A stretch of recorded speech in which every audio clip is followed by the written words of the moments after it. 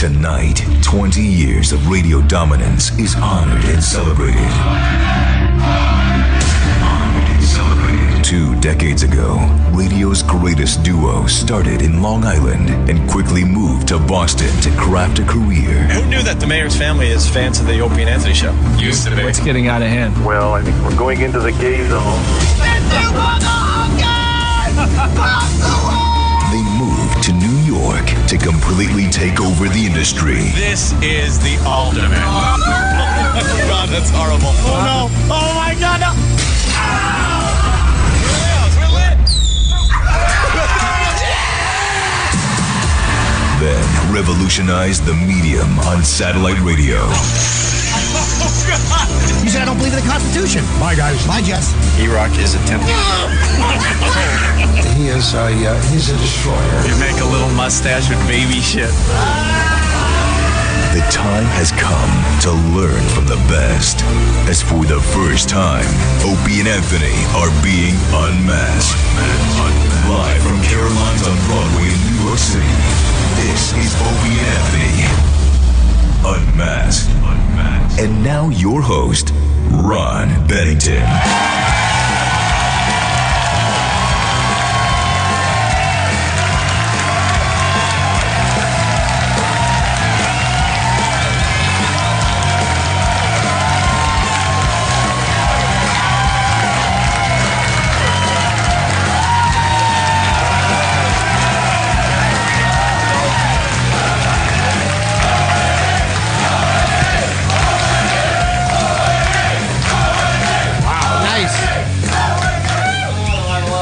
That was nice.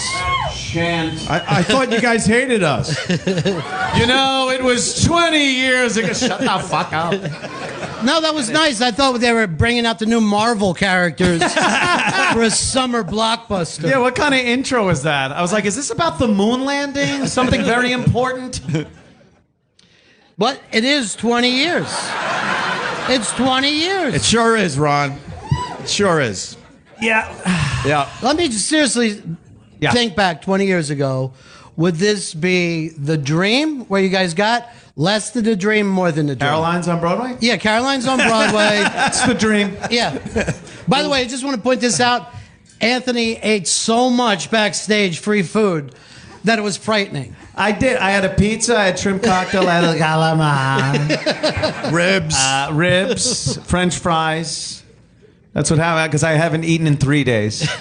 I was on a bender. It was the John Candy buffet he had. It really was nice. My God. The commemorative Caroline's John Candy buffet, yes.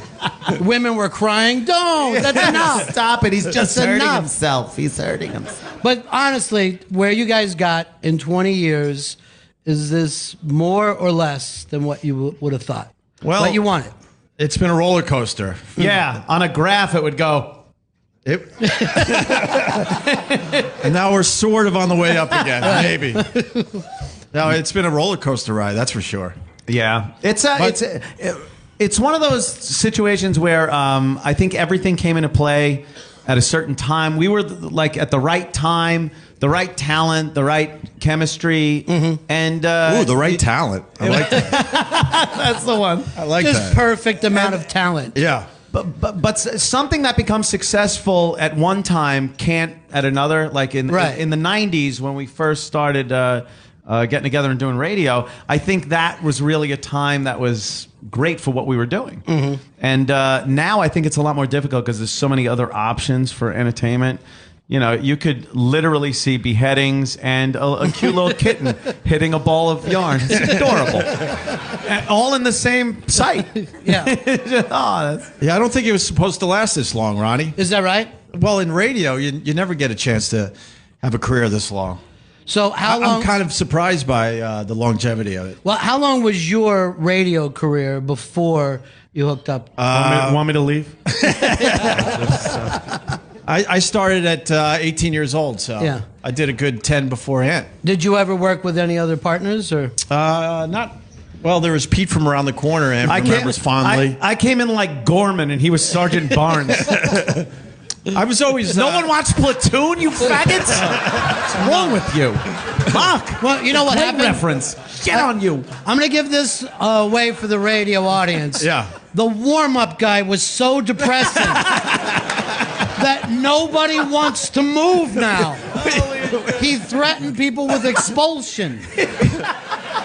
We're just trying to get the energy back in the room. Thanks, Sam. Roberts. Sam Roberts, everyone. I thought he was for the Hot 97 show after this.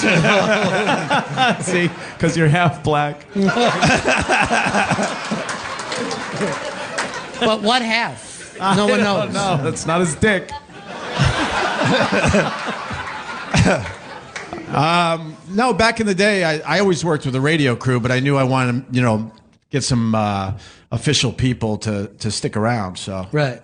And then 20 years ago in the summer, actually, Anthony's brother is the one responsible. Yeah, Brother Joe's here. Where's Brother Joe?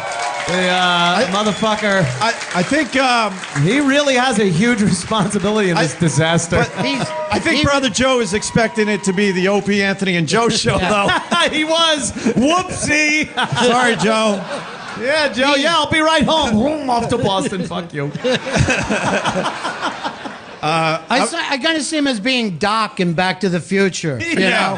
If it wasn't for him, Yes. none of this would happen. None of this would have happened. He was the motivated one. Yeah. He really was. I was at WBAB, one of the many homes of rock and rolls I worked at. Ronnie understands that. Sure. And I was doing just a very easy bit. It was the OJ trial, and I just wanted parody songs from all the local bands about the trial.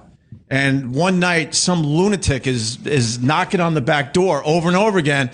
And I sent one of my guys, I'm like, just see, what they want. There were always people coming and going.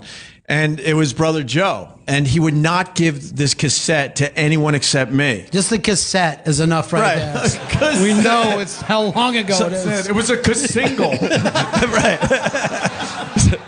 So I threw on 30 minutes of nonstop rock to go meet Brother Joe. And he goes, hey, man, I think you might want to, check this out from our band Rot Gut. I'm like, yeah, thanks. And I was getting a ton of these songs.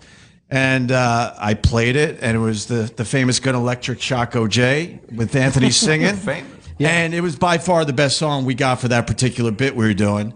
And then I'm like, hey, man, why don't you guys come in and perform it live? Because everyone was requesting it every night, which is crazy, a parody song. And they came in, and then we just started screwing around. And I knew that day they were going to take it to the top. No doubt in my mind. And I walked around BAB the next day with this cassette of our first show together, playing it for people at BAB, and honestly, no one cared. Yeah, right. But I heard it. I heard that we had some incredible chemistry, and I knew that we could do something with it. And this is something that you had been really looking for since you were a kid. Absolutely, yeah. And when it happened, what was it that made you know this is different? It was just we were finishing each other's thoughts, and Seriously. Gay marriage, ladies and gentlemen. It's New York City. Come on, New York. Bring it to New York. Come on, girls. Yeah. You know what? I kind of deserved that. You're right. I did. I forgot where we were. Fuck. I thought it was Barbara Walters. I knew nothing about the business, so I was just like, oh, this is great. I'll get to do radio, and within a month, you're making millions of dollars. It's fantastic. Like, I was under the impression, seriously, Opie was at WBAB, a Long Island radio station, doing the 7 to midnight shift, playing 90% music, popping in when he could, and I was convinced he had to be a millionaire. This guy had to. So he invites me over after we had, done the show a few times. Invites me over to his house. He's like, "Oh, I got a place in Northport, which is a very nice place in Long Island." So I'm like, "This is good. It's gonna be like pulling up to Billy Joel's house." and I drive up and look, and I'm looking at the address again and looking at the house. It's this shithole. And he had half the shithole. The top of the shithole. That's true. I do have to add, you do remember what he used to look like, right? Yeah, that is true. I wasn't going to show you my real house. I wasn't always this gorgeous, ladies and gentlemen. That's true. It was a kind of a serial killer mullet thing going on. But yeah, and then we went in there, and I couldn't imagine the fact that you actually did radio but weren't rich. And that he would talk about his program director and his GM and stuff and be like, this fucking asshole won't let me do this. And I'm like, why is he? This wasn't today, by the way. This is years ago. And I'd be like, how can you complain about this is fantastic. What a job. I'm in a fucking 130-degree attic every day cutting sheet metal. And he's pissed because the fucking weenie that runs the place won't let him fucking play a bit. But then I realized very quickly, yes, he is an asshole. The fucking program director sucks, and he is being a prick. Yeah. It's actually lucky, too, that you, being a night guy like that, were able to bring somebody in. A lot of places won't even let you do that, you know?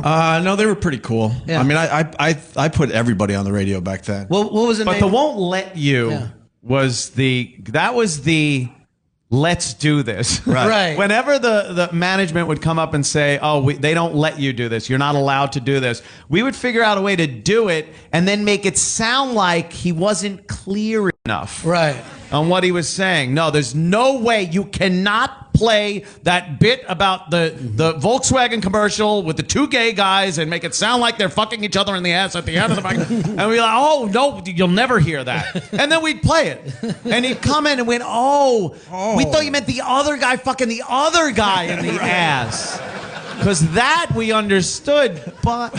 That's worked out, too, because you guys never get fired. So,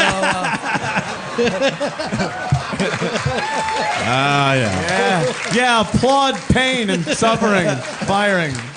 By the way, what was the name of that show that you guys were doing then? What do you mean? The first show that you did together. Well, it was still my solo show, so it was just the nighttime attitude.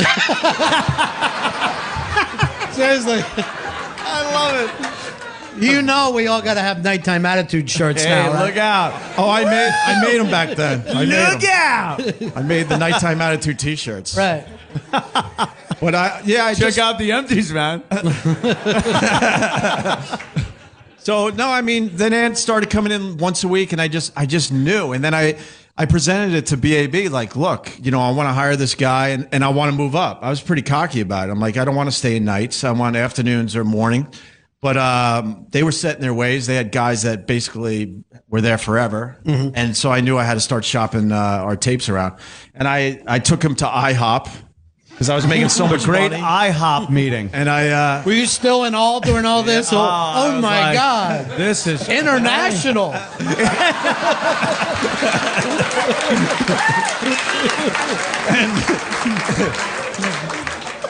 And I sat him down. I said, I got this vision. We're going to do this. And I had a pretty good career going for myself. And I was home. I'm from Long Island. But I was like, no, man, if they're not going to do this, we got to go somewhere else.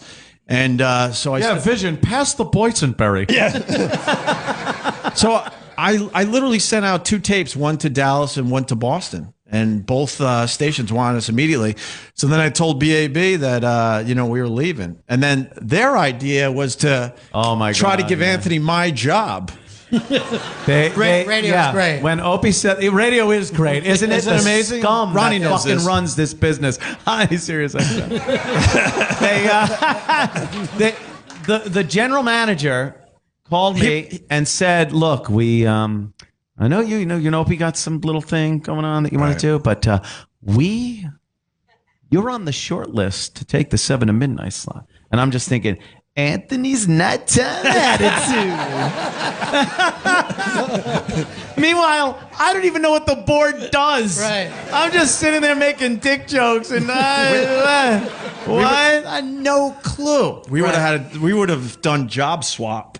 Yeah, it would have been ended job up in swap. attics. Great. But the guy was just it was a scumbag scumbaggy move. Because I went to him, I'm like, we don't want to leave. Give us just a better slot and we'll do this.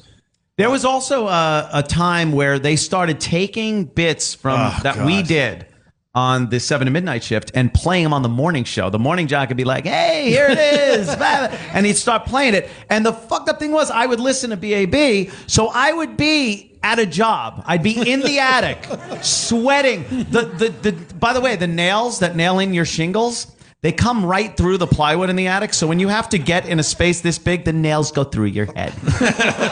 So nails are going through my head. I'm trying to cut out something with a little handsaw. And then I'm like, oh, I'm on the radio. I just hear me. I'm hilarious. And I'm still like, I'm going, when does this stop? When are you on the radio, but you're not working like a dog?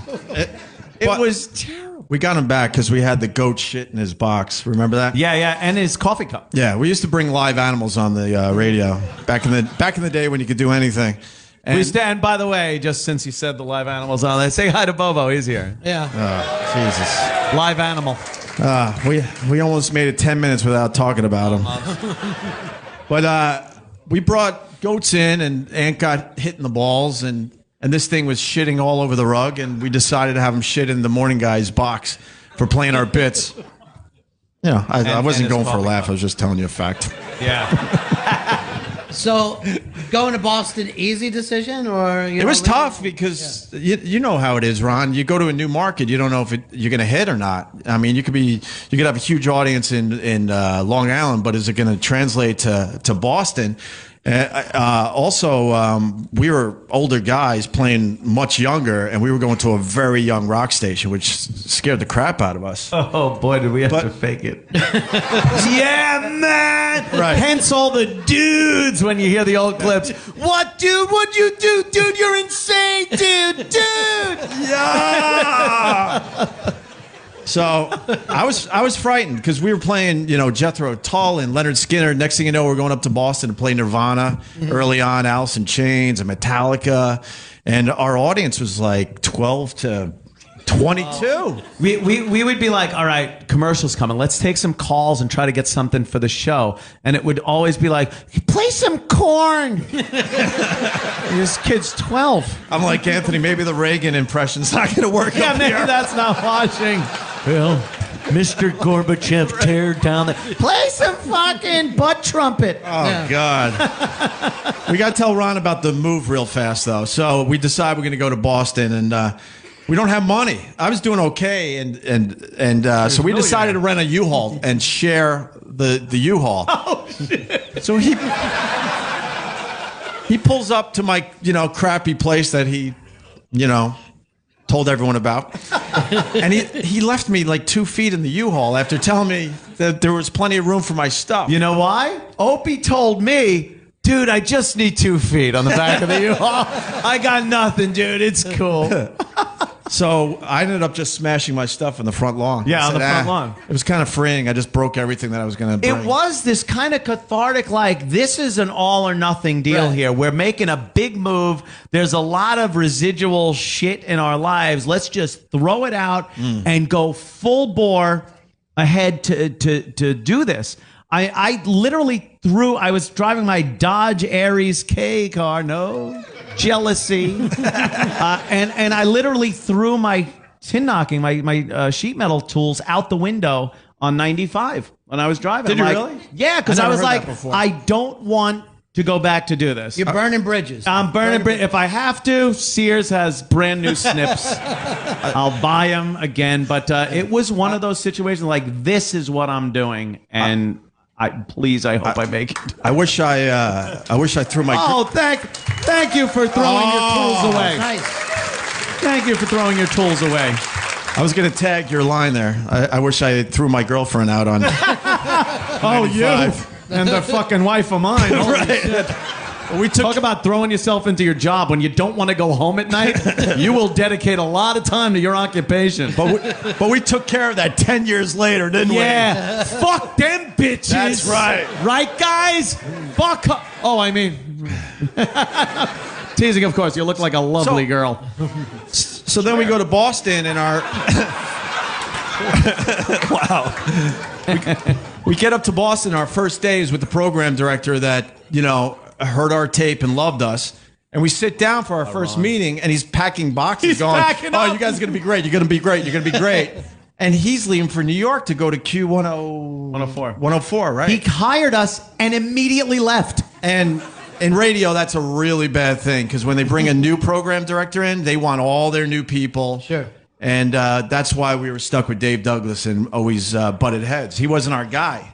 It was Ron Valeri who was he was great to us, but he was packing our boxes. He's like, "You guys are gonna be great up here," and That's gonna be great. Goodbye. right. So how long before you got heat there? How long before you're like, this thing's working? Oh God, right away. I mean, look at us. Please. But seriously, there are a So lot of obvious. people who Honestly- think of you guys as Boston first, above all else. Honestly, Yeah. that's a really good question. I don't know. It did. It felt like he was working right away, but we were replacing Liz Wilde, who had a huge audience, and that's all we heard. The first couple months. Where's Liz? Remember that? Where's Liz? Where's Liz? We had like Dave Douglas, who was the program director, and Bruce Mittman was our GM, and both of them. Well, Bruce was really cool, and he understood, but he's a GM. He doesn't really understand the talent end of radio and what you need to do. Dave Douglas was supposed to understand the talent end and be like our liaison between management and stuff, but he didn't know what the fuck was funny or good or entertaining. He stunk on ice. So they were giving us this advice, and we were pretty new at that station, so you kind of want to listen. But then after a while, we were driving home one day, and we realized we actually had to talk. We said, look, let's just not fucking listen to these guys anymore. Well, let's just do whatever we think is best for us and our show. And that's when things turned within months. It just...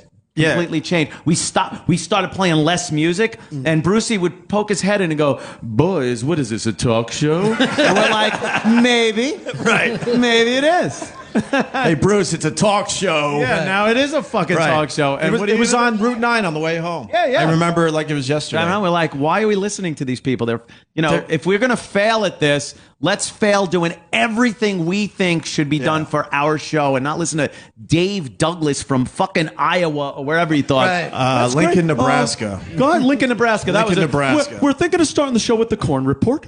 But that is true. Like, management always waits for the ratings and shit. Yeah. But when you're on the air, if Yes. something's working, particularly that new market, when it starts to take off, there's very few feelings that you can have. It's such a weird thing too. When you're in front of a live audience, you can instantly know when something's working. But even on the air, you're talking into a mic, you're talking to people you obviously don't even see, but you know, Right. Like as you're going back and forth and hitting on a subject, you know if it's working or not, without even getting that instant reaction from people. Sure. So yeah, when we were listening to the PD and we're holding back, we're not throwing shit out there that we knew it. So we knew we just had to get out there and really fucking tear it up. Exactly. Oh boy, did we. Yeah. Right. Got our asses thrown right the fuck out of Boston. They escorted us to the Connecticut state line and asked that we not return.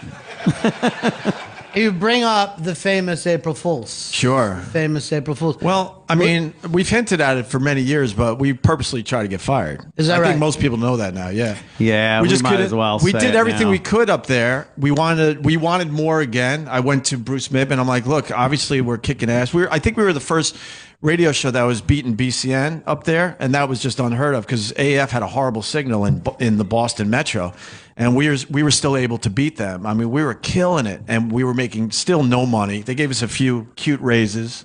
The That one was at the adorable. Chinese restaurant. We went to a Chinese buffet, and Bruce Mittman, it was during renegotiation, and we didn't have an agent or anything. We're like, we could handle this. And Bruce Mittman, I guess he saw it in a movie. He slid a piece of paper upside down over to me. And I'm like, I know what I'm supposed to do. I saw the movie. And I looked and I just started cracking up laughing. It was not a fraction of what me and Opie during the drive to the Chinese place thought we should have been getting. So I'm like, what the fuck is this? We honestly thought they were going to offer us like twice as much. And it was great to see Anthony have some balls because back then... Balls, it was a sense of humor at that point. That was the funniest joke ever. I'm like, yeah, what happened? A couple of back then I zeros took a fell off lot of the this. lead on that stuff. But Right. Anthony, when he laughed, I'm like, yes, awesome. Well, Opie had been in the business for so long that he knew the business, at least up to that point. I had no clue. So anything that wasn't tin knocking in an attic, I thought was fantastic. So whenever the boss would give us shit, I'd be like, okay, I'm sorry. Whatever it takes to stay doing this. And Opie's like, no, fuck that guy. We're going to tell him we're going to fucking do... Right. Ixnay on the Elton. We're going on the air tomorrow and telling them to go fuck themselves. Oh, it was great because it was in a different place. petrified. I'm like, don't worry, I got this. So We'll be all right. You guys got you wanted to get fired because you had offers? Yeah. We want you guys to come to New York. Da, da, da, da, da. Well, I was like, wow, New The York. Big Apple. Actually, before, if you don't mind, before you get to that, there's another moment that happened up there, which it amazed me. We were doing very well. Dave Douglas was there for a few months. He pulls me aside and he goes, "Why Anthony?" I'm like, what are you talking about? Why Anthony? Are you listening to the same show that we're doing? We had great chemistry and all, but he just didn't understand that a guy could come out of nowhere and do as well as Anthony was doing on the radio. He wanted slappy or wappy, Right. And he to wanted get into the spot. Stunt boy. He was feeling me out to see, maybe I could, split this up and get a quote, please, a real radio guy in there that, grew up in the business. And I'm like, what do you mean, why Anthony? And divide and conquer thing. Yeah, and huge in radio. they did it a lot up there. And at that point I knew, fuck him, fuck this place, we gotta do our own thing. So Yeah, well, that's the thing, that when you bring somebody who's not trained in broadcasting, they don't know the rules already. Right. So you got all kinds of shit wide open to you. Yeah. And management doesn't know what to do with them. Right. It's like, oh, he doesn't know the rules. I Well- tell him this, he goes off in a whole nother direction. yeah. Radio was so awful that a lot of times, and this is true, and it's happened. Somebody will say, "I got an idea for your show," and you're like, "Oh, that sounds great." And then you found out that PD stole it from San Francisco course. or Chicago, and all of a sudden you're doing a fucking bit that isn't yours. And Right. you're like, Yeah, never yeah. again Embarrassing. will I believe you. Yep. They're awful that way. So you guys wanted out of Boston, even though you're very, very popular. We didn't really want out. We just knew we had no choice. Once again, it was like the BAB thing all Right. over again. I mean, management, these radio stations, they just don't see the vision. It to this day, it amazes me. Some of the same stuff is happening at Sirius XM. But we'll leave that for another time. They had a morning show. They had a morning show that was locked into morning. Hold on, I just found out we're off the air right now. Oh no! I don't know what just happened. Did they pull the Technical plug? problem. Did they pull the plug? But the morning show was locked in over at AAF in Boston, so we knew we weren't never getting that morning. And Dave slot. loved the morning show because it was a typical, safe morning show. Remember all the gigs we did? I mean, we were by far the number one show at the station, but Dave just would put us in these. Remember the live gigs? He put us in the worst spot possible Yeah, as people are it's like, still coming in. All right, Hillman's going to intro Allison Chain. Right. And you guys are going to intro the Dirt Clumps from Vegas. Right. Like, what? What happened? Oh, it was just Well, we unbelievable. want to intro. But so I mean, we did everything we could there. I went to Bruce, said we want more. At that point we felt like we should be syndicated. We wanted to be heard in New York again because we're from New York and we already did pretty well down there at BAB. And But we're talking 2 years into the career now? Yeah. Three. Yeah. 3. Yeah, I mean, we it's- did 3 years up there, a little more. 3 years is pretty early normally to ask to be syndicated. And It was a different time, Ronnie. but the Different other time. thing, that's when I first found out about you guys when you were up there. Yeah. I saw some picture in the trade and there were lines. Right. And that's how fucking rare that is to Right. be able to pull off where you're the draw. Yeah. Well, when that- you're playing music, That was our Demented World CD. Yeah. And I remember that story. We put out a CD that did very well up there, and we're going to the Springfield Mall for one of these signings. They had a signing all over the area. And me and Ann are walking in the mall, and there's this line that's wrapping around the whole mall. And I'm like, God, Ann, who else is here? I swear to God, I had We really thought there was some promotion or so they were some- selling something, anything. Like, we're like, oh man, there's a lot of people here. This must Yeah. be something. And then it was fucking. We went to the front of that line. Like, Sure. And all of a sudden they started clapping and cheering for us. And I looked at Ann like, what the hell is this about? We had no idea. You're the wonders, boys. You're the wonders. And then the shyster that put out the CD was in the corner selling posters for like $2 a piece, counting the money. Like to himself, and like, how much do we get of that? Yeah, don't worry about it. It'll all come out in the wash. God. Oh, the friggin' pieces of shit we had to deal with. God. We still do. Sam Roberts, everybody. He was trying to. E-Rock's laughing because I didn't say E-Rock. Enjoy yourself, but not too much. Sam Roberts doing the warm up. So, yeah. So, you set out to get fired by a really amusing idea of an April Fool's joke. Well, saying a man was dead. Hey, the mayor of Boston's dead. Well, we know it was wrong now, Ron. The mayor's dead. Huh? So, you knew that they would get pissed off at you. You just didn't know how pissed off. Well, yeah. Just to back up slightly, at that point, as we're trying to stay up there and get more for ourselves, whether it's mornings or syndication, all of a sudden New York starts calling us, and they were really interested in us. And me and Ant snuck down there for an interview. We had a meeting with New York before any of the. Even though you had a contract. Yeah, that said and you couldn't get by out the of way, it. even meeting with Contracts. somebody else is new when you're Right. under contract, especially yeah. back then. But who did we meet with? Was it Scott Herman back then? I I don't know. I guess it doesn't matter too much. But we came down, we had this interview, and they hinted like, "Oh man, we really love you, but it's too bad you're in a contract." And Yeah, we almost can fix were that. winking at us. So it wasn't as brave as you would think. 'Cause Right. we had that in our back pocket. We So- had quite the padded little safety net. Right. Don't worry. We went up there and like, man, what do we do? If we get out of this contract, they're going to come a calling, And then I'm pacing my apartment. I call Anthony. He's like, I think I woke you up, right? Yeah, it was probably like noon. Because I finally had the idea. I'm like, this is what we're going to do, and we're doing it today. Did you hear my wife yelling at me in the background? I'm like, this is what we're doing. I go, how everyone does April Fool's pranks every year? We're going to do the ultimate one. And, we're going to either get a lot of heat or we're going to get fired. And I was very excited. And he was just I was very like, excited. he was just yeah, it sounds great. I'll see you at 3. That's exactly how he sounded. Yeah, great. it sounds great. And we went in, and I remember, we talked about it a little bit, and I looked at him like, are we going to do this or what? And then we kind of nodded at each other. Yeah, here we go. And then all of a sudden, I got one of my good friends that has a great radio voice to call in as a news guy, and we did it. We freaking did it. And then we looked at each other like, here we go. And before the show was over, there were headlines. The TVs were lit up with what we were doing. Lit up. Yeah, we were looking up at the TV monitors just going, oh, this is... Lit I up. think this has some heat. And they said the mayor was dead. And then the timing was terrible because he was on a flight from Florida to New York at the exact time we did that, so nobody could get in touch with him. So they were trying to get a comment. It's like, well, he's incommunicado because he's dead. Oh, shit.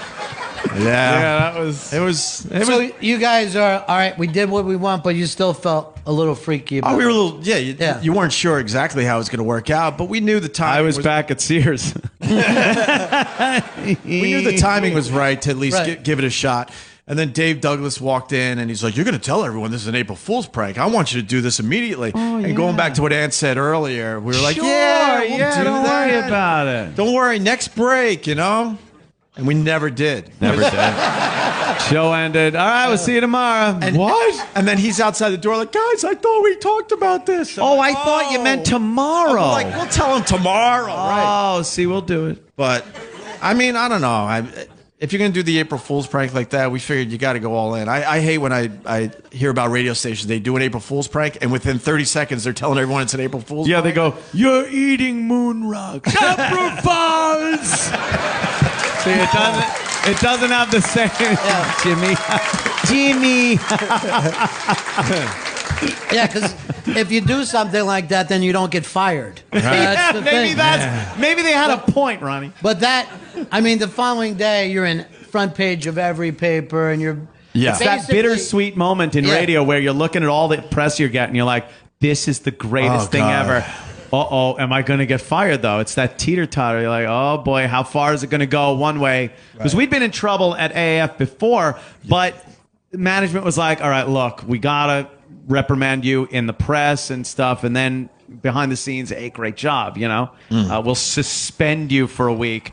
Here's your pay. You're suspended. But this one was different. This one was, because management... above management got into it. Like corporate people started showing up. They. We need to. We're going to look into everyone that knew about this, so we could. And this is a woman that came and she was dressed in that Hillary Clinton clothes. That it takes away every bit of femininity. And she's like, we're going to get this settled, get you right back on the air as quick as we can.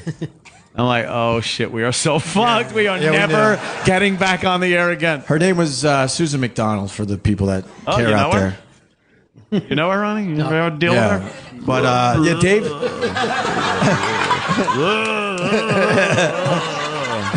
Dave... Dave Douglas called us, got us off the air immediately and said, we got to deal with this. And, wow. Started talking to New York right away, though? Did you I mean...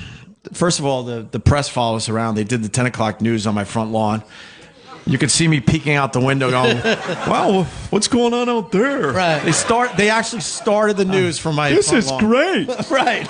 Look at all the attention. They're banging on the door, trying to get my comment. I knew I had to shut my mouth. And, wow, it was kind of scary. That was when we got the call, though, from Gollum. Gollum from... Oh, no, Bob Eatman, our agent. Sorry. He thought he would take the opportunity to call us and start kind of negotiating a deal with New York and stuff. Because we obviously, the old piece of paper slide wasn't working very well. And then that was the NEW move. Now, coming to... There were a few bumps in the road there, too, Right. because then we're like, all right, look, we don't have a contract anymore. And they're like, well, great. You realize what you just did? We're not Damaged sure. goods. They weren't sure if they wanted to touch us at that point. And then we had to fly down to Washington to meet, what's his name there? Yeah, that guy. We packed for a nice weekend in Washington. They flew us down and got us on a flight an hour later back to Boston. He was one of the huge bigwigs in Viacom. Yeah. Yeah, Infinity. We all Broadcast know his of name, Viacom. and now we can't remember. And That's now the beauty of it doesn't even matter. Right. But we thought, oh, we're going to go out to dinner with this guy. We'll woo him. It's going to be great. He's going Some to hire wine, us. some steaks. We fly into D.C. We take a car ride for hours into like the mountains. I don't even know where the hell this was. It was like an evil lair for this guy. And we get there. We sit. The secretary goes, all right, wait. So we're sitting in the waiting room. Finally get into this guy. He sits down and goes, well, you boys ever gonna think of doing anything like that again? We're like, no, nothing like that. us. He goes, okay, I'll put the word out. You guys are good. And then we were leaving. Right. Like, where's the dinner? Where's It was the fucking... unbelievable. We're back on a plane, like shell-shocked. Yeah. But I guess he just needed to see that we didn't have the horns and tail. Well, in hindsight, he should have spent a little more time with you, too. probably. We probably should have asked a few follow-up questions. Well, Ronnie, I thought he meant the mayor dead thing. Right, we'll Not never the do that fucking one in again. church Yeah. thing. Right. Yeah, you should have spent a little more time, maybe brought in a Different. psychologist. Learn about, I don't know, an addiction to chaos, because Yeah. the NEW years were in fucking Amazing. insane. You were there for that, Ronnie. Yeah, you I were was- there. The show, whatever that show was, never ended. It went on through our show, through your show. It just didn't stop. The debauchery that went on in that place. I think some things were illegal. I don't think, or at least very much against company policy. Yeah, that was, I would say that was the golden age of the show. My God. Yeah. Well, there were no rules for us back right. then. But I just wondered, what was the motivation to work that far on the edge every day? It was that the reward for doing something like that was so big then. You didn't get in trouble if your ratings were that Right. big. This shit gave you ratings. So the reward for getting that kind of attention made you want to go, well, what else can we do that's over here? And then before you know it, you're like, human sacrifice. We could do this. We could. Yeah. Well, It got so crazy. But it started, once again, we were there 3 or 4 months, and we're not moving the needle whatsoever. And NEW was a really famous rock station. We heard, shut up and play the music. Right. And they Thanks. they weren't even allowing us to play music that was even cool that anyone liked, because they owned other properties in New York. So it was, remember? It was terrible. So we started dropping records, and then once again on the way home, we were commuting together back then on the Long Island Expressway. We had the same exact talk we had in Boston. We're like, we're 4 months in. They might give us 2 more months. We got to just throw everything away and just do our thing again. Right. Because I think we were a little scared at first. Because here we are in New York, and we know our friends and family are listening. And That's the end of the line. It's #1 market. Right. And this is it. Your one chance. These legendary DJs are walking around, Scott Muni and stuff. We were very intimidated at first. So we threw everything away and just said, let's just be ourselves on the radio. And all of a sudden, I remember a trend came out. You get ratings every month, and there was that slight tick up. And then that just motivated the hell out of us. And we never let's looked back. stick a phone up a girl's vagina now. Right. We got to do that. We got to keep it going. It was like a drug. It was like a fucking drug. And we used to say back then we would do these over-the-top events to get people talking, to get them to listen. And then hopefully, in between those big stunts, we had, things to say. And hopefully we made people thought were laugh entertaining. or make them think or whatever. And You can't do that shit every day. No, you know? no. And then it just turned into a runaway train. I mean, we started getting known for that. And we just always felt like, all right, what's the next big, huge thing we're going to do? And we just kept trying to top ourselves. And in all fairness, management sat us down a bunch and said, guys, it's happening. You don't have to do that anymore. But unfortunately, we just didn't listen. You almost there was get an to the adrenaline point- rush to it as well. You almost get to the point where you know what a serial killer feels like. Like killing someone and going, this is so much fun, but I think I'm going to be in trouble. But you get this rush Right. of just knowing that you're really doing something that's going to just make people wince. But while that's happening, and to me, I brought this up in the air before talking about Opie, but to be really a strong broadcaster is a guy that's open to find somebody like Anthony who's raw and ready to come in. The other thing that I always thought you did that was genius is you got the best comics in the country to come on, but also the right comics. Right. I mean, the comics that you ran through that show are basically running comedy today. I have something to say about that. We hated comedians on the radio before. Is that right? Yeah. For real. I mean, they would bring guys on our show in Boston. We didn't have a choice for a while there. And they all would come in and do their shtick. And me and Ant would look at each other like, if you're a funny guy, why can't you just be funny Just hang with out us? and talk, yeah. Right. And you could tell they're going into their bits. And we're like, yuck. And then when we came to New York, same thing was happening. We just didn't we didn't want them, and we finally were pretty much saying no, we're not going to do the comedy thing, which is a comedian thing, which is tough in New York, and that obviously leads to Jim Norton, who Yeah. We should probably bring Jimmy. I personally give him all the credit because before that our eyes were closed. We're like, we're not doing this. And except for, a few guys like Brian Regan and Andrew Dice Clay, because Dice heard that we were doing an amazing Dice impression, Anthony's impression, obviously. And Club Soda Kenny heard it and had Dice call in, like, you got to hear this guy doing you. And then Dice was the one that said, you got to talk to my opener. He's nuts. And we had Jim Norton on the phone one day, and he was talking about a girl shitting on him right out of the box. Yeah. And You shit out of her box? And we've Ew. And we've talked about this one over the years too. He didn't have the greatest 5 minutes on our the first time he called the show, but there was something there. And I'm like, man, we got to get this guy in. Oh, his eyes are darting back and forth and blinking. We're like, this guy's perfect. Let's not waste any more time. Everybody, Jimmy! oh, Jim Norton.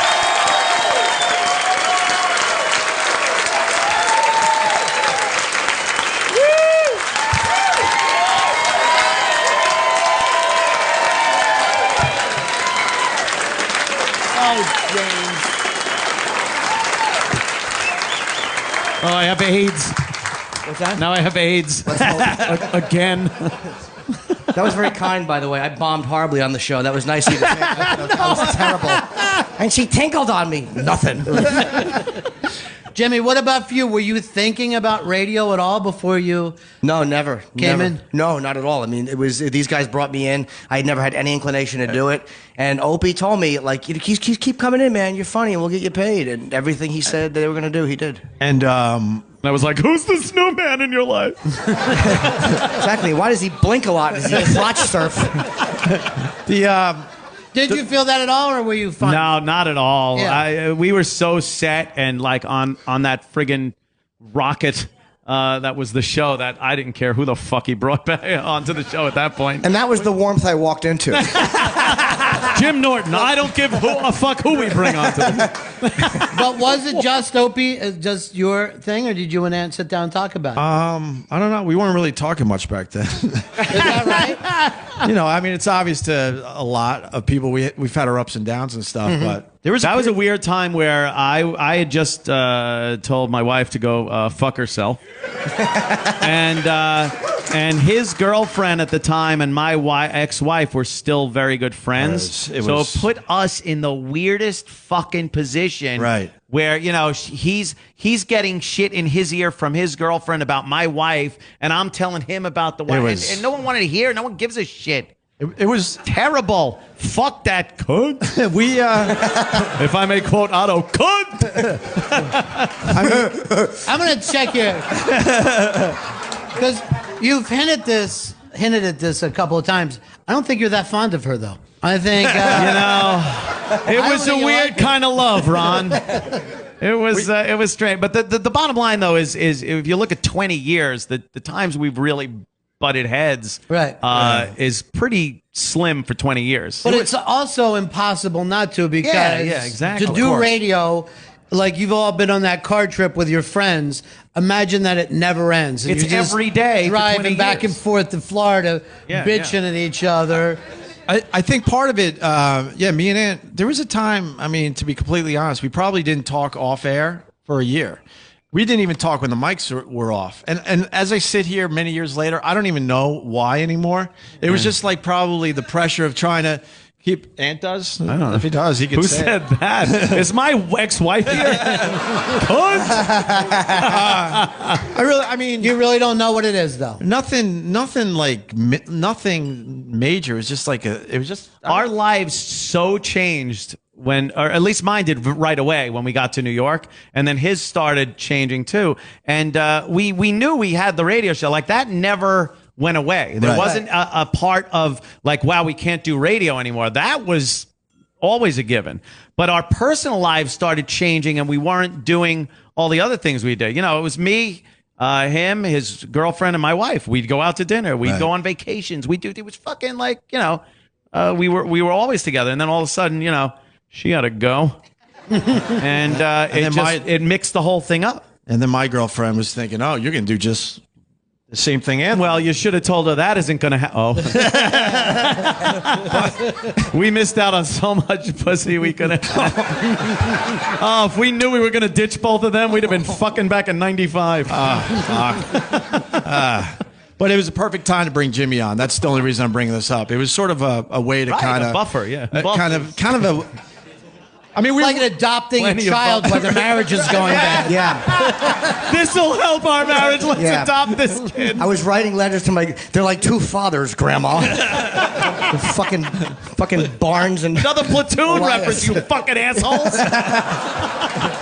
But go watch it. The timing was right. The timing was right, though, between us not talking a lot back then and then knowing we wanted to bring someone else on just to kind of mix it up a little bit. And it worked out. Jimmy, you should talk about the first show. Do you remember Fran? Yeah, I was. Because that's when you killed it. With the keyboard. And we just knew it was going to work. She was I was, what was her name? Frantic Fran. And Dice brought me on.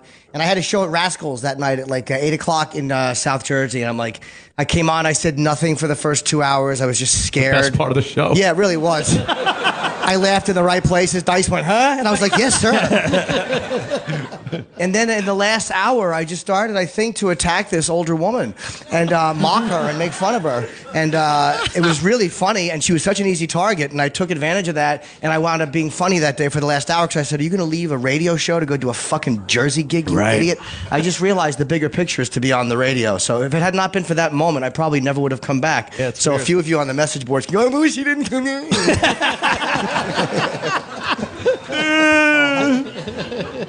But yeah, it was a defining moment for sure. It really was. And then Jimmy led to bringing everybody else in. I can't, and Ann can't really take credit for that. Who are the guys that have always worked well with the show? God, you got to go. Patrice, obviously. Right. Patrice, O'Neill. He was fantastic. Rich Boss. I wish they would have. I wish they would have switched places. Oh! No. Wow. No. Oh my. It's not. Bonnie couldn't take a dick that big. Oh, it just doesn't end, people. Wow. Yeah, it's really weird to feel so uncomfortable and agree at the same time. I'm trying to think of the early guys. It was Rich. It was Patrice. Well, not even Patrice yet, really. No, it was Voss. Who were the and real early guys at Colin. AW? Boss, yeah, Colin. Was Bobby coming in at that? No, No. Bobby. I Wow. remember you and Bobby, did we have? Opie and Bobby were talking outside of my building after we got kicked off, and that was one of the first times you guys I'll give met. you a name. Jim Brewer coming on. Brewer your show. was, Always been great. huge. Always, always Did you crushed spit with in you this? guys. But when this happened, Jimmy, were you thinking, as a guy who's a stand-up and you're traveling around, are you thinking that this radio thing was temporary for you, or? I still remember the first girl who sucked my dick because I was on the radio. I'm still in touch with He her. uses that term "girl" so loosely. Yes. Yes. Yeah, it was a really weird-looking chick named Anthonia.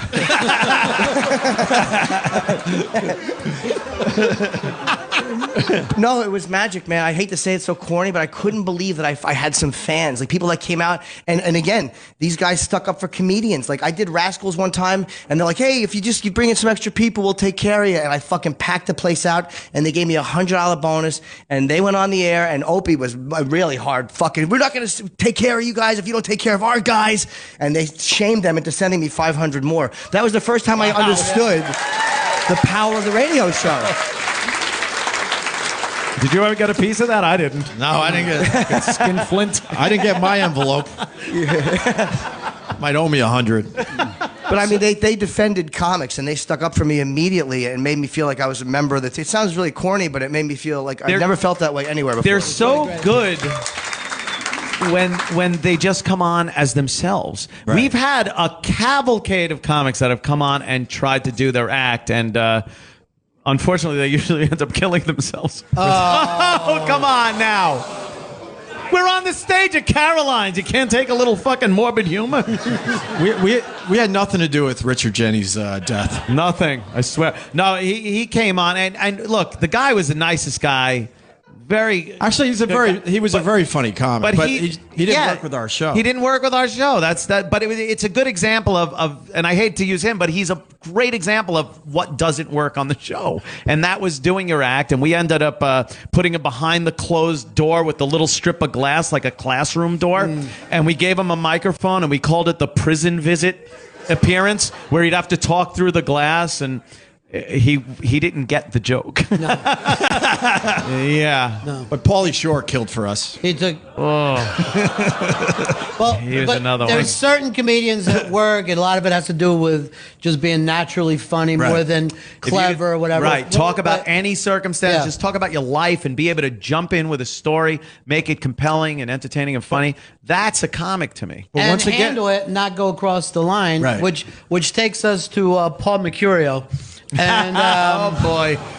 Firing number 2. the famous Sex for Sam. right. In hindsight, I don't even think he could be blamed that much because we were all on that roller coaster Right. where you tried, and he had been listening to the show and knew what the comics did and what we did, and knew it was you push it to the furthest extent you can and you're going to get famous. It's an amazing trick. I do want to add one thing. We always pick guys, though, that kind of knew exactly where the line was. Right. Our guys would go out there, they understood to push it as far as they can, but what is going to actually get us fired in this particular bit? And I mean, I'm not blaming him, but I don't think he fully understood it that day. It was Sex for Sam. You go around various locations in New York City, landmarks. You have sex. There's a spotter with you who was the comedians and whatnot, and they would watch and say, "All right, he's fucking her. That's 3 points. He's fucking her at the Hard Rock Cafe. That's 4 points. Oh, he dicked her in the ass. It's a 2-point conversion. like this is how this game works." So we gave all the contestants a list of places in New York: Empire State Building, World Trade Center, Statue of Liberty, all these places. And church. And Opie was like, I added church at the last he minute. added church church on the list. And it was Behind just Ken so we Stevens' could, back, by the way. It was just so we could read the list and go, church, that's crazy. Once again, that gets people talking. You're Right. in your car going, what? This might happen at a church? But it's what Opie said also. We knew that the people we were sending out, they're not going to a church. There's plenty of places on the list. You know, Macy's. Hey, go fucking Macy's. It's not a church. But the church on the list was outrageous enough. And we thought it would stop just by saying church on the list. I think it's kind of amazing that you guys think it's okay to fuck in a Macy's. Plenty of shit to wipe your dick on. I mean, it seems like there was quite a few places that you could get fired. Yes. We're just That's it. That's what I'm looking for. really just now we believe can that's restart. okay. Right. That is true. But, man.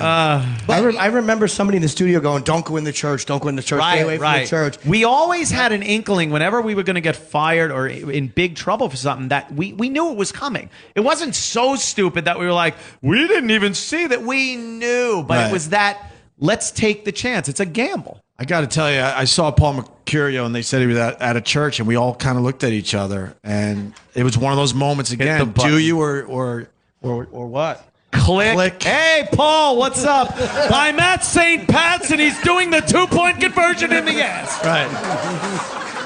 Like, what? But you St. Pat's even. It could have been anything. The Scientology church. Right. You pick the holiest of holy Catholic churches. But it's another one of those moments. You just knew, man, this could be a problem. And we just, but it could be. But we just looked at each other and we call him Mr. Perceptive. Yeah. I don't know. It's crazy, when the show obviously. ended that day, you're in no trouble yet. But did you think it was coming because of the church? Well, oh yeah. Yeah, we knew shit was coming. We knew what was. It was called the slow build. Right. If something got some news and you got a blurb somewhere, we knew it was going to get traction. And boy, could we have used a big news story that week. Nothing happened. It was a slow news day. Nothing except sex at St. Pat's Cathedral. But Paul Mercurio, there still was a chance to maybe get out of it because there was a guard there that day said, "Just get out of here." He didn't want to deal with it, obviously. Right. And Paul decided to grandstand a little bit.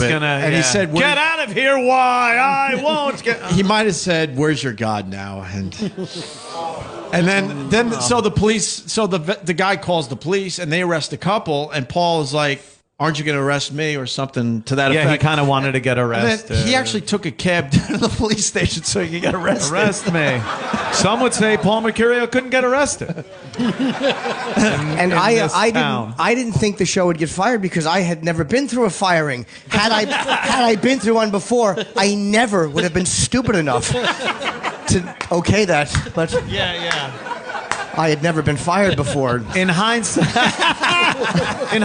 you look, because we all have like dump buttons in front of us, and you're able to dump out of whatever was just said, and 7 seconds back. But How long you before always this shit really hit the fan? think Immediately. about- Yeah, it was very quickly. Immediately. Yeah. Oh boy, did that roll. by 10 o'clock, CNN was all over it. I think it was CNN. Sex in St. Pat's Cathedral. And then Immediately. Bill O'Donohue, the head of the Catholic League, he got involved, and then Giuliani had something to say about it. Yeah. I don't know. But it was also the culture radio back then, and we didn't see the signs, and we didn't see things were changing. Like Ann said earlier, if you had ratings in radio, you just didn't get fired as long as you didn't break the FCC rules. So I'm like, man, we're killing it up and down the East Coast. They're not going to fire us. Yeah, in radio, you fucked up. Right. You're like, you fucked up, and it's like, yeah, I'm It's at really the next level. This is great. Right. But man, was I wrong. I Yeah. mean, the culture obviously was changing right in front of our eyes, and we ignored the signs. And when you guys were literally the last show to do that kind of. Yeah, because then they put the hammer down. No one else was able to do anything after that as far as the outrageous bits and stunts and things like that. Man, did they clamp down on it. No, it's We ruined the industry. Yeah. Very happy. It really was this Apocalypse Now version. Just explosions all around. We probably should Who's in charge? Ain't you? Apocalypse. I think we were Just watch supposed some war movies. No, they don't watch any war movies. I think we were supposed to be fired a week or two before that, though. We got some heat for our Buffalo gig. Oh yeah, A that's lot right. of heat. Yeah. And we weren't even on the I radio. forgot about that. TNA for O&A. What a great title. Were you there? Oh, shit. Oh, he's like, no, I was, but she's with me. TNA for... That was great. And it's odd how management didn't seem to see the writing on the wall. There was girls fucking themselves with zucchinis on the beach. Right. On the beach. Oh, we thought you meant cucumbers were bad. But that was a Buffalo Beach. Yeah, You know, Buffalo that was Beach. Well, A little more helpful. You know, it's a little different from Yeah. St. Patrick's Cathedral. Yeah, that was... the only church that the Pope visits when he The comes to Pope America. goes there. Yeah. Yeah. Pope wrote cunt. Yeah. So when the shit hit, how long had you been doing radio with them, Jimmy? I want to say around, I did the Garden with Dice in 2000. So it was right around there I started going in very The regularly. Olive Garden. I didn't say that, Andrew. I didn't laugh at it. No, I'm kidding. I'm kidding. Of course, Dice. We were all there. We loved it. It was right around there. So it was about, like I see pictures from 2001 or whatever that E-Rock posts, and I'm like, I was on the show every day by then. So Right. it was right around that time. So it was pretty short period of time that you got. It was the just full enough ride. time to feel like, wow, I could succeed, and then it was just pulled out from under me. 5 months into a 2-year Right. lease. I think it was... Yeah, I was living with Florentine and his girlfriends, paying $300 a month in Jersey. And I'm like, I'll just stay there. And then I move into a $2,200 a month apartment in New York. Mr. Big Shit. 5 months later, we're fucking canceled. That was... Sorry, Jim. Yeah. What are you going to say? Well, Oops. the beauty of it is most of you got paid while you were off the air. I was happy for those guys. You know, Oh, shit. Yeah, that's right. They paid every dollar. Clear Channel Broadcasting, who is the main competitor for Infinity Broadcasting, Viacom, who we worked for, they wanted us to do mornings. Right away. They didn't Right care. away. They're like, you're fired, fuck it, because Howard want you. was doing mornings at Infinity Viacom. So they needed some competition. They knew we might not have beat him, but we could have taken a nice chunk out of his ratings. So Infinity said, oh, really? No, we're going to keep paying you. You're not fired. Your show's canceled. So we'll keep paying you for 2 fucking years to keep you off the air. It's nice for the first 6 months. And it's nice until you realize all your friends still work. Right. And you're just sitting there watching TV or, going on a vacation alone. There's nothing to do. Well, he's rich, but has no friends. Shut up. yeah, it's funny. My money had just doubled. They had doubled my salary. They had doubled my salary, and the paperwork hadn't gone through yet. Oh, it was... Oh, did I get fucked good. They should have put me in St. Pat's. I took it in the ass really well. 2-point conversion. But the point being, I mean, we were ready to continue working, and we would have been paid, and you would have doing our gladly thing. jumped in Oh, and in a stopped second. the money that they owed. In a second. We actually went to negotiate with them to stop getting paid. Right. We wanted them to stop paying us Right. an insane amount of money to stop paying us just so we could work. We wanted to do radio. They wouldn't let us. Because once you got that thing, you're saying, oh, here's a bid I could do. Here's the news coming God. in. There's And nothing you're more frustrating stuck. than being an off-the-air jock when you're looking at the news, you're looking at things that are happening, and you just... Me and Opie were doing the 2-man show on the Jesus phone. Christ. Dude, you see that story about the guy and his dick and the... Yeah, it was... Nothing. And there's no Twitter or Facebook back then. Right. I mean, when, we couldn't... Yes, you We couldn't communicate with anybody. There was no Twitter, Facebook, or nothing. But That's great. That's usually the way he talks to his girlfriends.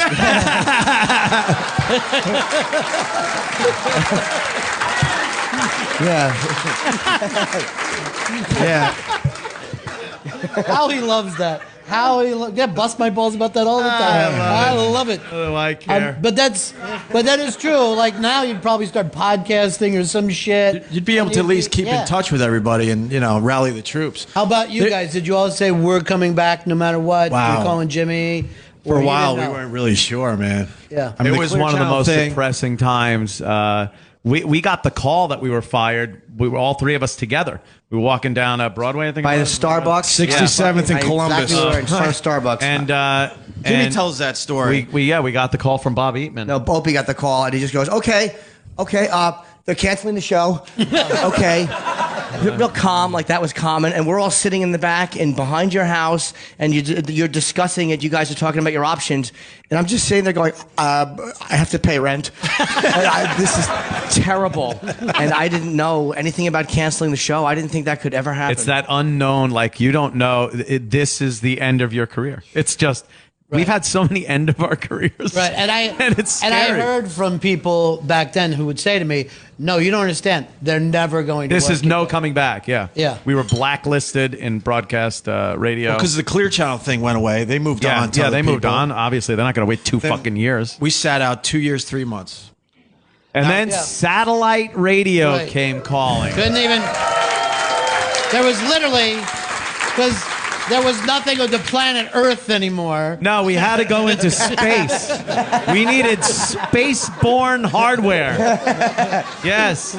To filter our hardness. Did that feel like a good option at the time, or did you feel like, what? No, it sucked. It was so depressing to think like, because at that time especially, satellite, people were like, what? Right. What is that? We used to go, when we drive around, we look to try to see those shark fin antennas on people's cars to see how many people had satellite. And we're like, oh, no.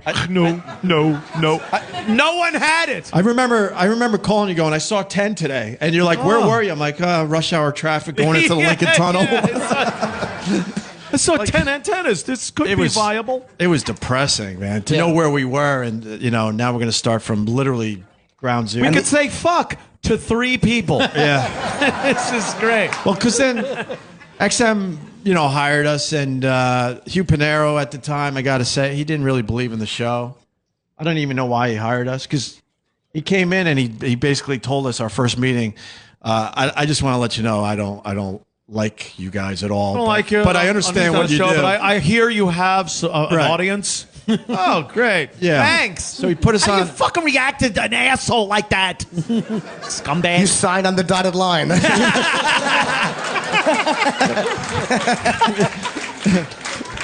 And then what did they put us on? A premium channel? You had to pay an extra, what was it? $2 it was a month. Terrible. We were doing the numbers going, yes, we might be talking to 5,000 people. We used to talk to millions. Yeah. I remember when it was 11,0and. You gave me that number in Boston. You're like, well, it's up to 11,000. We pumped them up, Jim. Sorry. Yeah. Pumped them up. Yeah. Pumping up those numbers. Yeah, and then the whole dynamic of the show had to change, because when you used to throw something out there, people would call in that just casually got your show, and they'd be like, hey, you guys suck. We hate you. Fuck you. When you're getting people that are paying a premium price to listen, everyone has the same call. Dude, it's great. When you were at any dummy. They're all people that already listen. Yeah. So we liked the people that didn't know who we were. We could get new listeners that way. It was so hard to build an audience on satellite because you're preaching to the converted. Do you guys remember we did the tour of satellite before it started? We went to different markets just to promote that we were going to be on satellite radio, and it was like, oh, it's going to be a long road back, man, because it was people came out in like Philly and Boston, but a few other markets it was like fucking small little crowds in a bar, and like it was really it was depressing difference. For real, man. Really depressing, man. And then weirdly enough, thank you for listening. Still, thank you. These are the converted here. Yeah. Right. But then you got a call back from terrestrial radio. Yeah, that was kind of cool. And then weirdly, XM said you could do both. Yeah, that was exhausting. Really strange. Oh my God, that whole The problem was that now regular radio wants us back because they realize, okay, they don't have devils, horns. They're gonna behave now. No, they really didn't have a choice. Howard left. I guess. They brought Diamond David Lee Roth on to do morning. Boozy bap, diddy bap. Hey, let's do morning radio. Who's your bad? No one wanted. No one wanted to listen to him. He brought palm trees in. He actually he brought in palm trees. I want palm trees and sand in the studio. I wish they all could be. All right, we get him out. Fuck out of here. Yeah. So they threw him out, and then they're like, what do we got? Opie and Anthony are free. The same company that fired us. How crazy it's is amazing. Yeah. It's amazing. But then the two companies, once again, they were butting heads, and they both want to control the show, and it was kind of a disaster, to be honest with you. Yes, we had to go from the FM studio. They wouldn't even agree on one studio for us, so we had to suffer and go from K-Rock We studio. had to do the walkover. and in the middle of a show. In the middle of the show, I mean, we walked about 2 blocks Yes. up 57th Street, regardless of the weather. There were times where it was like an Arctic vortex coming through, and we had to walk and try to hey, there's a cab. Yeah. Isn't that funny, people? There's a cab. There's nothing to talk about for 2 blocks. Hey, there's a cake. Oh, who would do that? Awkward. I'm glad they admitted it. Doc. How much time between stepping on the cake and the outrage? That had to be the longest amount of time. 7 years. 7 years. 7 years It of went building out. viral 7 years later. Everyone was cool with it at the time because they understood the relationship we had with Right. Andrew. We were taking whatever. We've talked about it, but we were taking care of the guy, every day. And Homeless guy, and yeah. we almost felt like he was part of our weird crew. We Right. have a million We of could these type stomp of guys. on his cake, which But- was the only thing he had to eat. But it was just.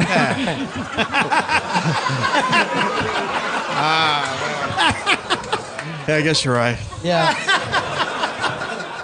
But that's how things have changed so much that people who now don't listen to you get clips of the show on the internet and can get pissed off. It happens to the comics all the time. Jimmy, I mean, this drags down careers. Yeah, Taken out of context means context nothing, right? now. Yeah. There have been a couple of times we've said something on the air, and Jimmy will say, should we pull that from the replay? And it's like, I don't even think about it because I have no sense whatsoever. And I'm like, no, why? And he's like, because taken out of context, just that audio clip and replayed, it's hard to defend. You could defend it in context, but no one cares about context. Stop saying context. And it's very but contextually. It is, and it's very rare because you hear the stuff that goes out over the air. So imagine the few things that go. And it's very, very rare that will happen. But I'm like, I would rather you err on the side of caution with certain little catchphrases or certain things. And I'm like, again, taken as just a line. Nobody wants to hear it, and you don't have faith that anybody will defend. That's a guy that's paying a lot more than $2,300 a month now. Well, no, that's in prostitutes. This is a weird thing, and this actually shows you what happens with the O&A show. Who could believe that in any situation, Jim Norton is the conservative one? The voice of reason. Yeah. This doesn't happen anywhere. Jimmy's got a story to tell about that as well. So we sit out 2 years, 3 months. We're back on satellite radio. We almost got fired a month in. Yep. Right. Oh, And God, Jimmy yeah. was the one like, what the fuck are we doing? I remember we were at a diner after that show. And we're like, we got to make some drastic changes. We're going right back to where we were. Explain what you almost got fired for.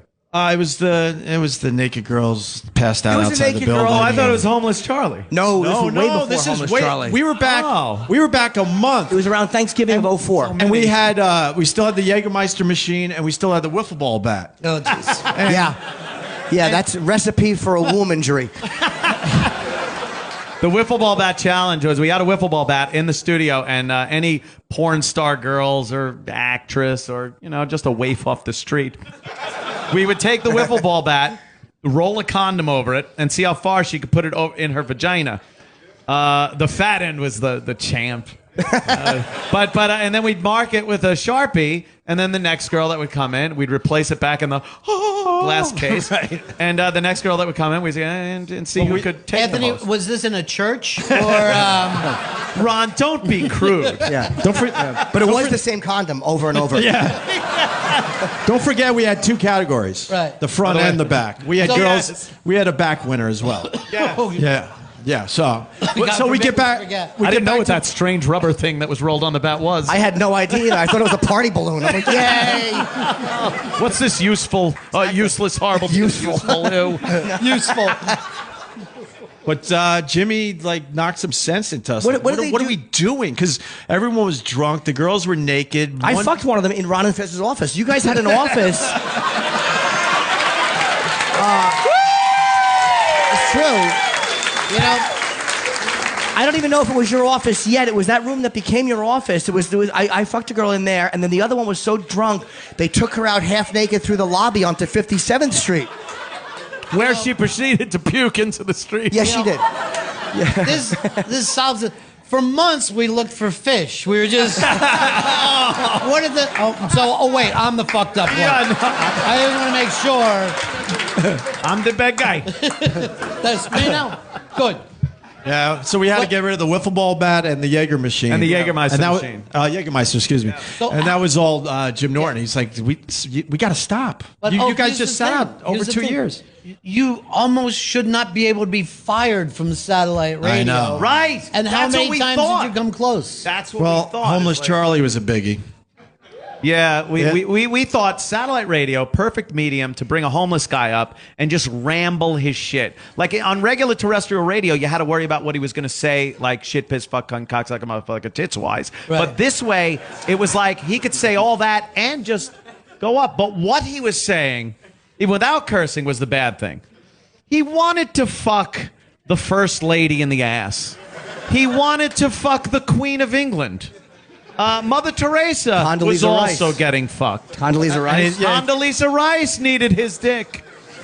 And it was all this, the way he was talking. And again, it gets picked up by the news and they start running like, oh, he wants to rape the first lady. And this kind of shit is being put out on radio. And we're like, can we just do a my music God. show and play the 60s? Let's just play Windy. And then Reverend Al got involved. This is obscure. Reverend Al got involved. Yeah, and that scared And the they made a company. backroom deal. So to you get- know it was legit. Right. Yeah. Yes, that rat. Yeah. He came in with his briefcase holding it. Trying to collect evidence. Talking to the combination lock. I am outraged. I have a California raisin head. And But that's the thing of out of context, where if you're listening to the show, you're hearing a homeless guy ramble on like we hear in New York every day. Yes. But if you read the news, it sounded like he did it. You know what I did mean? it. Like yeah, of course. he actually did it. You are giving it credibility. You're the one that's Right. going, I need people to hear this. No, it's satellite radio is a perfect medium to hear the rambling insanity of a homeless person. Right. But they didn't get that. Again, well, Yeah. no, Eric Logan got it because I think XM at the time definitely wanted us fired, definitely. And Eric Logan stepped in Oh, and said, yeah. "I'll control You these sat guys." out a month though. Yeah. That was But another not on sit regular out. radio. Regular radio was fine with the bit because it did happen on their airwaves. that was great because we just left early. Oh, it was wonderful. Walk over, schmuck over. I'm going home. Right. But I got to credit Elo. He was the one who stepped in and was made good. sure they didn't fire us. And they want, here's what regular radio, someone said that someone at regular radio pushed that because it made it on Breitbart. And then this was when the Sirius XM merger was happening. And the thing was like, could this endanger the merger? And Right. that was why yeah, the once higher ups that- at XM started to And panic. board members talking, Yeah. get rid of them. Threaten our deal. And Homeless Charlie was a funny guy. He was just one of the funny Hilarious. human being. One who guy, was- he just wanted to rape the first lady. Exactly, and yes. He's Yes. a pisser. Yeah, a real hoot.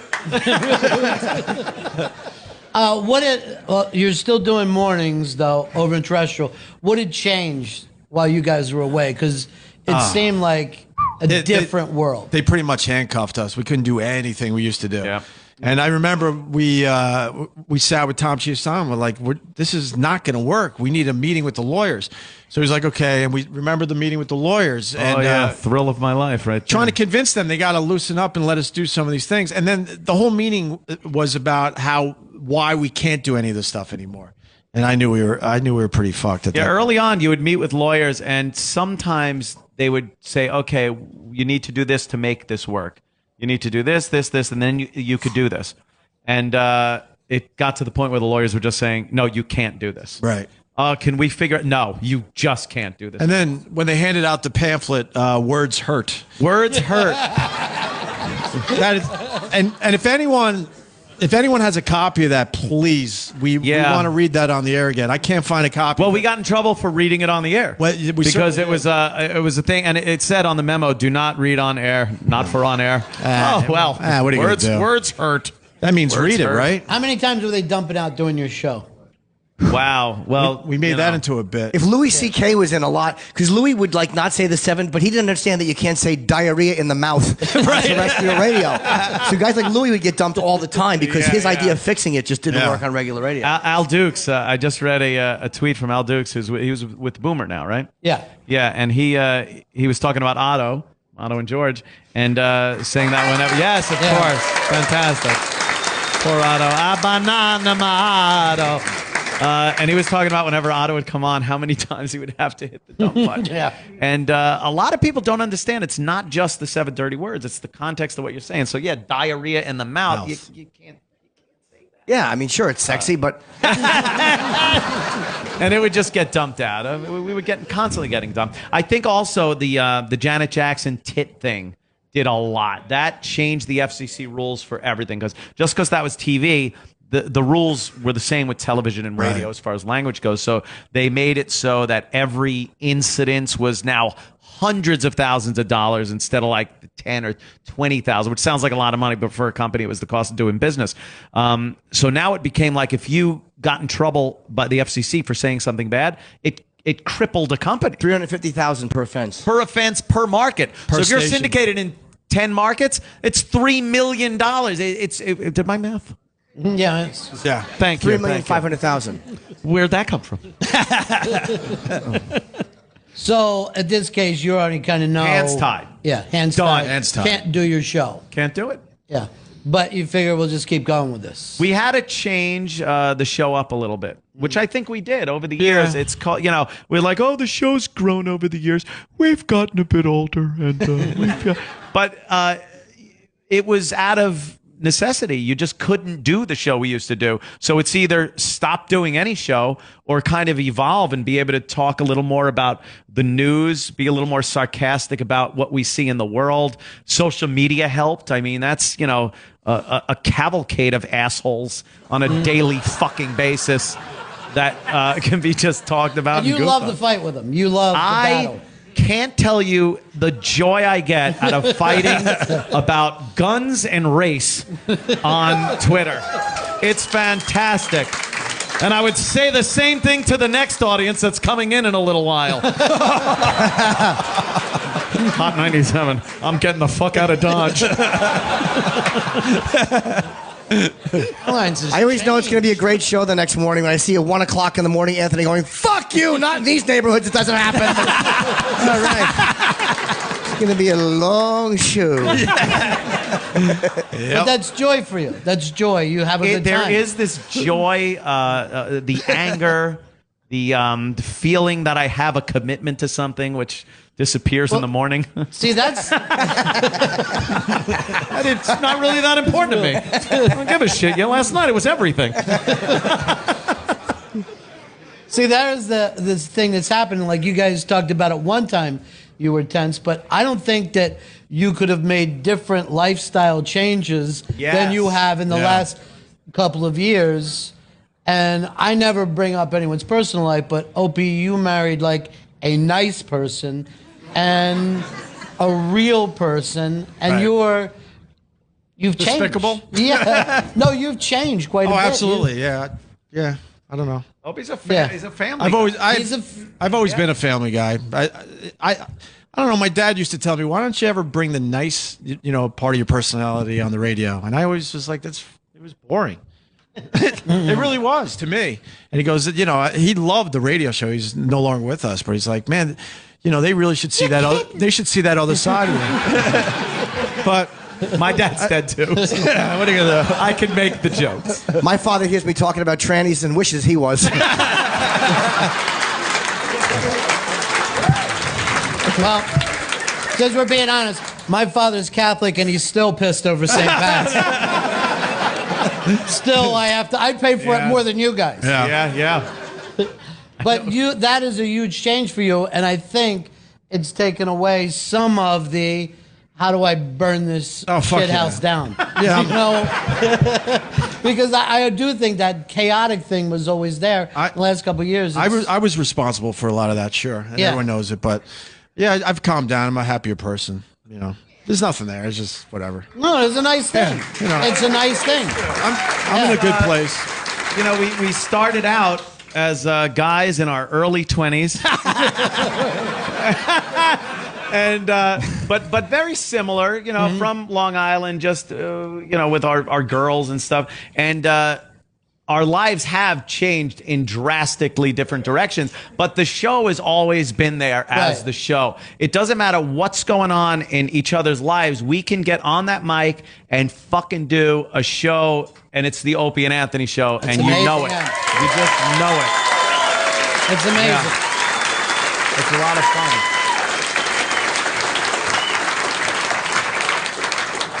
I'll just let me know when we have like a minute left in the broadcast. Well, okay. Oh, no. Secret. You got a poem? No. Yes. Faggot. You know, Either that or he's going to get us all fired. a daffodil.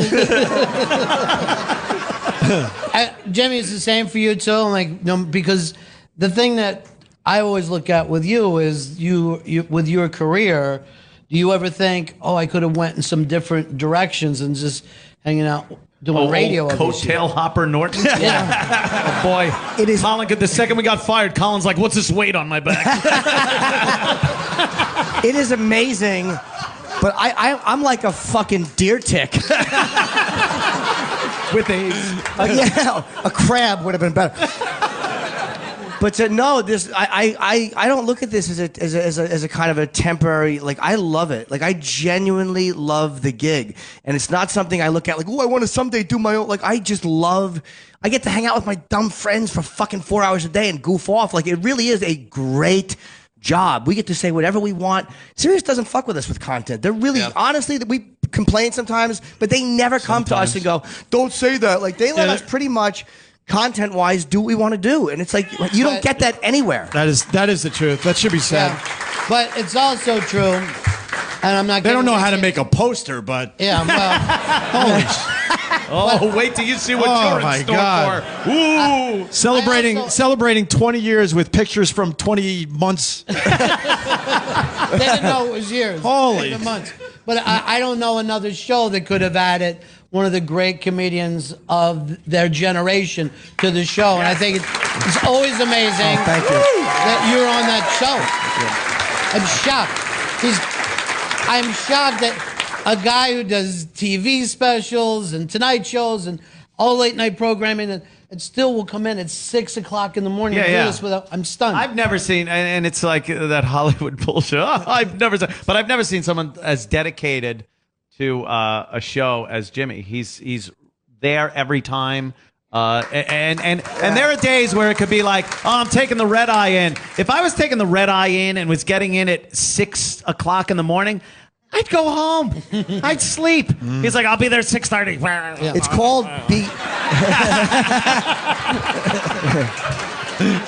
called it's called knowing how replaceable you are. So I'm making sure I am there. And Anthony, we're all aware that you'll sleep in at the drop of a hat. For sure there, Ronnie. Oh, Ant's sick again?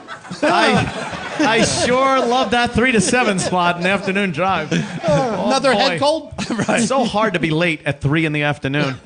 And if you can't be up by 3, there's a bigger problem than just getting up at 3. But I know, Opie, you got something you want to read to us. Well, I made this is going to be like an Oprah moment, if you don't mind. Sure. I made Don Wickland get cupcakes for everybody because he he was going to do that stupid cupcake thing. Oh, Don. So where's Don Wickland?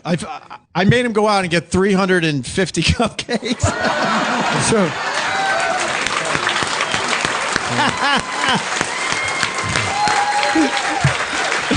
And because they had this stupid idea of having like big name celebrities that we don't know at all come on stage and give us cupcakes during this. Yeah, that would have been natural. How many did he get? 350? Oh yeah, I made him go out and get 300 and whatever. Nice. 350 cupcakes.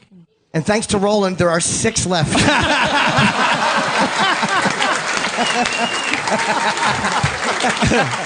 You know, Oh, am I going to pay for that joke? I just glanced out Huh? and saw, 'cause to me, if I think of you guys, I always think of Black Girl Douglas. There he is. Where's Earl? Stand up, Earl. Man, Black doesn't crack. Yeah. Earl looks exactly the same. It's scary. He's a time traveler. He really is. He's finally Black Girl from the future. Wow. He's wearing the exact same thing I saw him in last time I saw Oh, my him. God. Earl, That's amazing. get a life. We should mention our staff. We're working with the best staff available. Really? It pains me to say that, and obviously we've had some. Pains me. It really does, but Backhanded insult. we've had some great staff over the years, but right now we got a solid staff. Just want to mention like Club Soda Kenny and Sal, E-Rock, Oh, E-Rock. Sam, Roland, Troy, Travis. Who are we forgetting? Yes. What are we forgetting? Our interns, who they both names start with A. Whatever.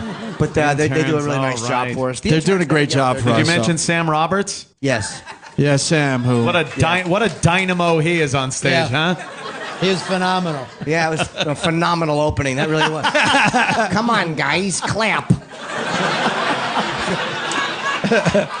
Where are the cupcakes, Don? Oh, they're outside. Oh, all right. They're outside. Great. The you-know-whats are probably eating them.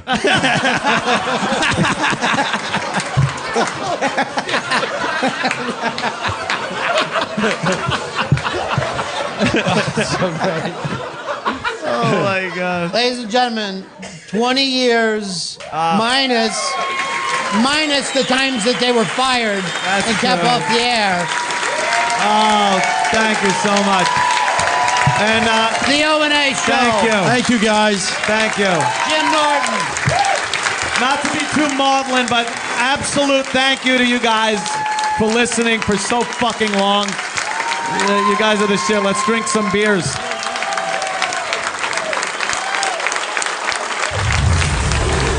This has been Opie and Anthony Unmasked with Ron Bennington. To hear it again, listen on demand at SiriusXM.com/on-demand.